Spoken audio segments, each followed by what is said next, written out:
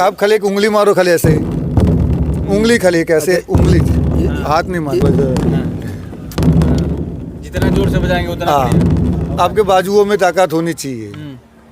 कहे थे कि 56 इंच की छाती रखो। हाँ। तो हमने भी हमारे अखिल भारतीय डबगर समाज की ओर से ये 56 इंच का ही नगारा बनाया है। हाँ। और श्री राम प्रभु के चरणों में हमने हमारे समाज की ओर से भेंट रखा है कि ये नगारा बजे तो पूरे गांव में आवाज आए कि हाँ, हम भी हमारे पूर्वजों यही धंधे में हाँ। ऊपर बरोबर, तो जो शोभा के लिए हम वो उसको है।